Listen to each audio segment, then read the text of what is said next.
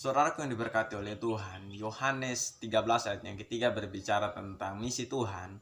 Bagaimana Tuhan tahu bahwa ia datangnya dari Bapa, dan setelah menyelesaikan misi penebusannya agar manusia dibebaskan dari belenggu dosa dan kita dibenarkan kepada Bapa, dan pada akhirnya setelah itu semua diselesaikan oleh Tuhan, dia akan kembali kepada Bapa. Kita pasti tahu, bahkan sering mendengar tentang amnesia. Adalah gangguan yang menyebabkan seseorang melupakan fakta, kehilangan informasi, dan telah melupakan hal yang pernah dilaluinya atau yang menjadi masa lalunya. Amnesia bisa terjadi secara perlahan-perlahan dan bahkan juga terjadi secara tiba-tiba.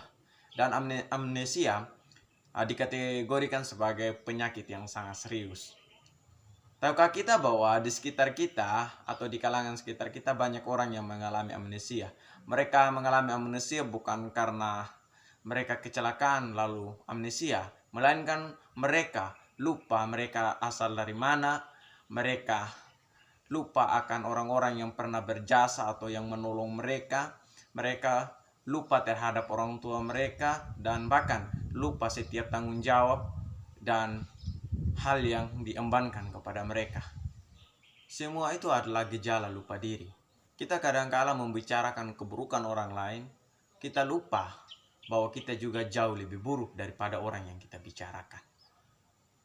Sebagai orang yang percaya, sebagai orang yang beriman, kita lupa akan setiap misi kita di dunia ini yang seperti yang Tuhan kehendaki. Kita lupa bahwa di dunia ini tidak ada yang abadi. Setelah kita ada di dalam dunia ini, pada akhirnya kita akan kembali kepada debu. Tetapi kadangkala hal ini kita sering lupa karena kita sibuk kepada hal-hal yang tidak mempermuliakan nama Tuhan. Saudaraku yang diberkati oleh Tuhan, saya mau dapat bilang bahwa ketika Tuhan diberikan sebuah tanggung jawab yang besar oleh Bapaknya, dengan senang hati ia menjalankan semuanya itu dengan setia. Sampai pada akhirnya dia mati di atas kayu salib. Dan dia berkata, sudah selesai. Artinya setiap dosa kita telah ditebus oleh Tuhan. Atau apa yang menjadi misi Tuhan sudah diselesaikannya dengan kesetiaan.